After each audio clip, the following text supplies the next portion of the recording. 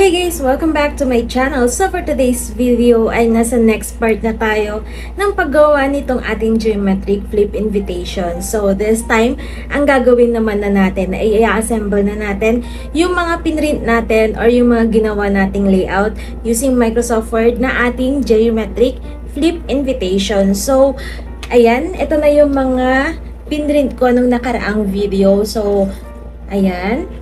And ito naman yung sa kanyang likod. So, i-prepare nyo na yung inyong mga printouts and of course, yung mga materials na ipapakita ko sa inyo or babanggitin ko sa inyo para magawa na natin itong ating geometric flip invitation or mai-assemble na natin sila. So, ayan, nasa last part na tayo and ito na yung pagbuo ng ating invitation para maging ready na yung ating invitation and may distribute na natin sa ating mga guests. So, ayan, i-prepare nyo na yung mga materials na ipapakita ko sa inyo. So, ito na yung mga materials na meron ako. Of course, kakailanganin natin yung ating printouts. And then, ito nakikita nyong puti dito, tiles ito dahil wala akong cutting mat. Pero of course, kakailanganin natin itong tiles or cutting mat kapag magka-cutter tayo. So, meron ako ditong cutter. And of course, kapag kailangan natin ng cutter, meron ako ditong ruler na metal. So, metal ruler ito para swak yung pagkakaline ko or pagkakating ko. And pwede naman tayong gumamit ng scissors. So, meron ako ditong scissors, double-sided tape, and itong puncher. So, meron din akong puncher dito dahil gagamit ako nitong eyelet pliers. Ayan. Pero yung nabili ko na eyelet plier, so bumili lang ako nito para dito sa geometric flip invitation. So, papakita ko lang naman sana sa inyo dahil meron siyang yung eyelet kapag binutasan na natin dito. Ayan. Pero, yung nabili ko na plier ay low quality dahil mura lang naman siya. Kaya, parang hindi maganda yung pagkaka-plier niya doon sa eyelet. So, kapag gagawin ninyong business ito, yung paggawa ng ganito, or kailangan ninyo ng eyelet plier, I suggest na mag-invest talaga kayo sa magandang plier para hindi kayo mahirapan and of course para maganda din yung outcome ng paggawa ninyo ng project ninyo kapag gagamit kayo ng ganitong plier. So, eto mura ko lang siya na nabili and hindi ko nagugustuhan yung kanyang performance. So, ayan, kailangan ko ito. So, magtitiis na lang ako dito para lang naman dito. So, parang sample ko lang naman talaga ito. And itong ribbon. So, since green yung gagamitin ko or yung color motif na ginamit ko, gagamit ako nitong emerald green na ribbon. So, ayan yung mga materials na kakailanganin natin. So, ngayon ay buuin na natin yung ating geometric flip invitation. So, umpisahan na natin by cutting our printout. So, unahin muna natin dito. So, yung ginawa natin na layout, meron tayong guide dyan sa paggupit. So, gupitin lang natin yung dito sa my outline. So, gagamit na lang ako nitong cutter para mas mabilis. So, next naman ay kakat na natin. So, ito yung kakat natin, yung sa may hexagon shape natin. Yung sa may area na may green lang yung ikakat natin. So, parang kalahati lang yung kakat natin dito. Ayan, so nakat ko na. Dapat ganito yung kanyang itsura kapag nakat nyo na din siya. Yung sa may side na, ayan, yung may background lang yung ikakat natin. Susunod naman natin. So, ganito pala yung itsura niya sa likod. Ayan. So, may cut siya dito. So, next naman ay isusunod na natin itong ating inserts. Susundan lang natin yung outline ng mga ginawa natin.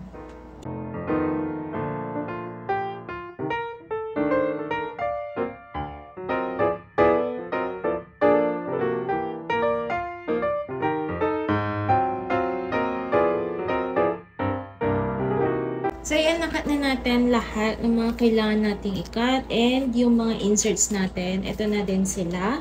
So, ang next na gagawin naman natin ay sa folding na tayo. So, kakailanganin natin ito. And of course, ito lang naman yung kailangan nating i-fold. So, magpo-fold na tayo. So, sa pag-fold naman neto, yung line dito, yan ang kailangan nating i-fold palabas. So, wag nating isasama ito. Yung itong side lang, ayan, itong hawak ko lang yung i-fold natin.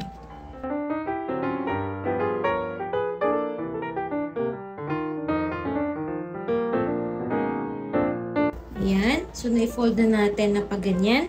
Next naman, ay ito naman yung i-fold. Ito naman yung i-fold natin. So, meron tayong outline dito sa may gitna. So, yan ang i-fold natin naman na papasok na pag ganyan siya. And then, next naman, ito namang side yung i-fold natin pag ganyan naman siya. So, pag ganyan.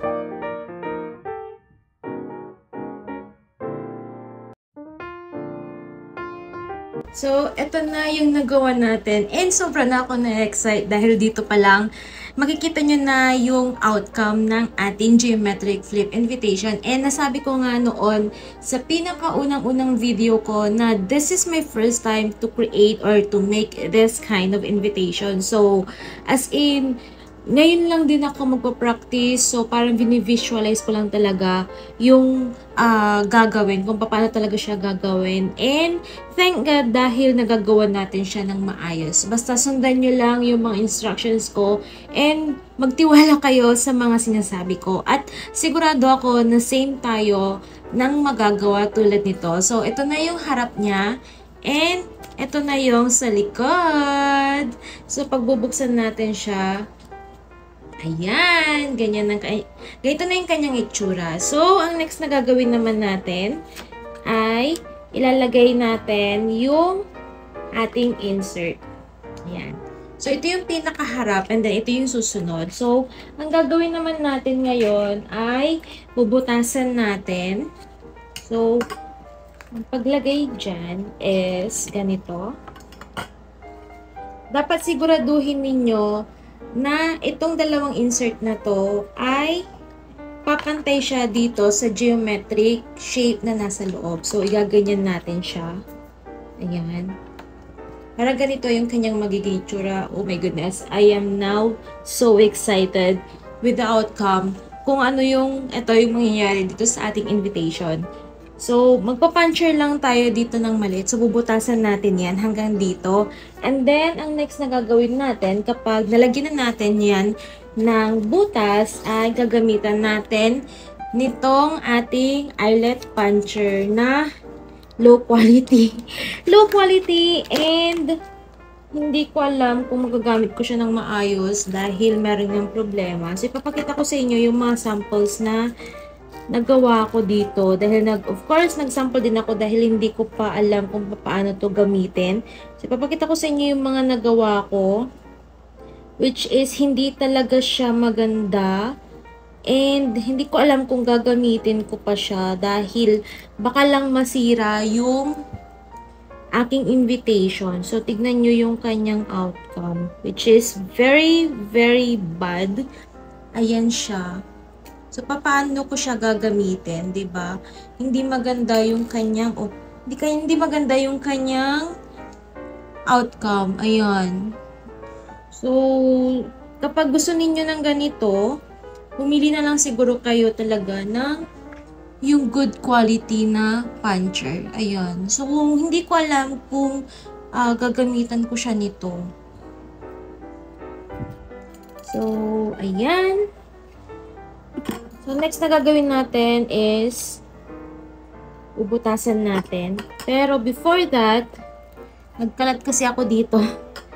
Ayoko naman na magpupulot ako mamaya. So, babalik ko lang sila saglit sa plastic. So, bumili lang talaga ako nitong eyelet puncher para maipakita ko sa inyo mismo dito sa invitation natin kung paano siya gawin. But unfortunately, hindi ko alam kung may papakita ko sa inyo. Ayan. So, butasan na natin. And make sure na nakapantay itong ating insert dito sa malaking hexagon shape natin.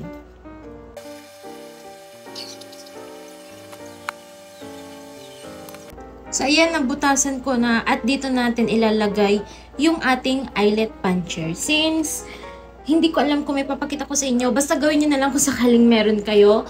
And pag-aralan nyo na lang siguro kung paano siya gawin. Basta lagyan nyo na lang siya ng eyelet puncher dito.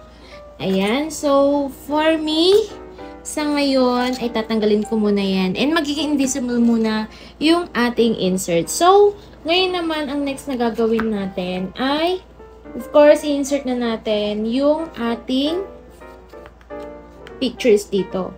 So, kung makikita ninyo yung picture na ginawa natin, saktong-sakto siya doon sa shape ng hexagon natin. So, kung gusto ninyo na mailabas yung outline dito, pwede nyo namang bawasan yung ating picture. Pero kung sakali naman na gusto niyo na isang buong ganito yung makikita, so ganyan na yan. So paglagay lang naman dito ay kakailanganin natin ng double-sided tape or glue or any kind of pandikit na meron kayo.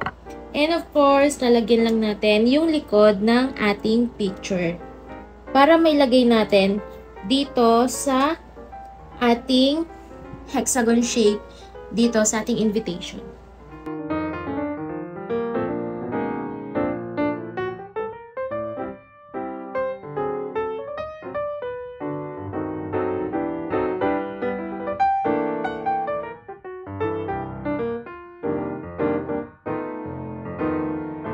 So, ayan, nalagyan ko na ng tape. Next naman ay didikit na natin. So, yung isang picture, dito natin ilalagay. Ayan. So, pumili na lang kayo ng picture na gusto ninyong ilagay. And then, yung isa naman is dito natin siya ilalagay. Ayan. So, ganito natin siyang ilalagay.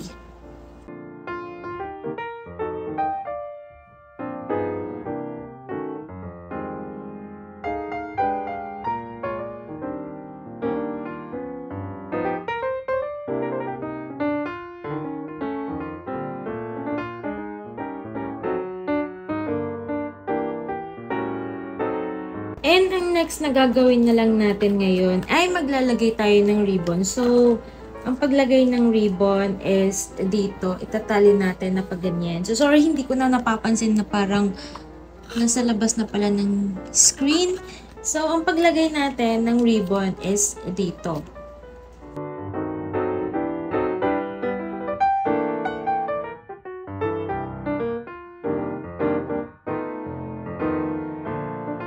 So, ayan, natapos na nating gawin yung ating geometric flip invitation and ganito na yung kanyang naging itsura. So, ito na, nagawa na natin yung ating geometric flip invitation. So, ayan, na-assemble na natin siya. And ganito yung sample na ginawa ko. And, ayan, ganito yung nasa likod niya, yung details ng wedding. And ito yung sa kanyang harap. So, kapag bubuksan natin siya, tatanggalin lang natin yung ribbon and mag-flip na yung picture. Kaya tinawag na flip invitation dahil mag-flip yung picture. Ayan siya. Ayan. And of course, ganyan. So, ito, ginawan ko lang siya ng paraan para maipakita ko sa inyo mismo na ganito yung kanyang outcome kapag nilagay na natin yung ating eyelet. So, ayan. Ito yung sa una, yung insert natin. Ito yung pinakauna. And then, ito naman yung sa pangalawa, yung principal sponsors. And of course, yung secondary sponsors na doon sa pinakalikod.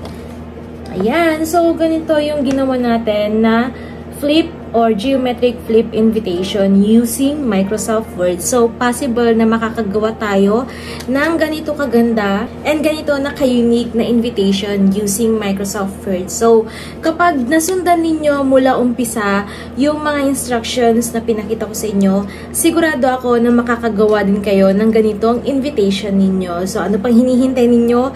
Gawin nyo na at sundan nyo na yung mga instructions ko mula sa part 1 hanggang sa pag-assemble nitong ating geometric flip invitation. So, sana nagustuhan ninyo yung ginawa natin ngayon na geometric flip invitation. Sana nakagawa din kayo ng sarili ninyong invitation. Basta sundan nyo lang lahat ng mga sinabi ko. So, ayan. meron na tayong geometric flip invitation. And sabi ko nga doon sa pinakaunang-unang video ko na this is my first time na gumawa ng ganitong invitation. And thankfully, dahil naging successful naman yung ginawa natin and sobrang ganda ng kanyang kinalabasan. So, ayan, sundan nyo na. Gumawa na rin kayo ng inyong geometric flip invitation. So, sana nagustuhan ninyo yung ating video ngayon. So, kung may mga request and suggestion pa kayo, mag-comment lang kayo dyan sa baba at gagawin natin yan ng video. Again, thank you so much for watching and see you sa akin next video. Don't forget to like and subscribe. Bye!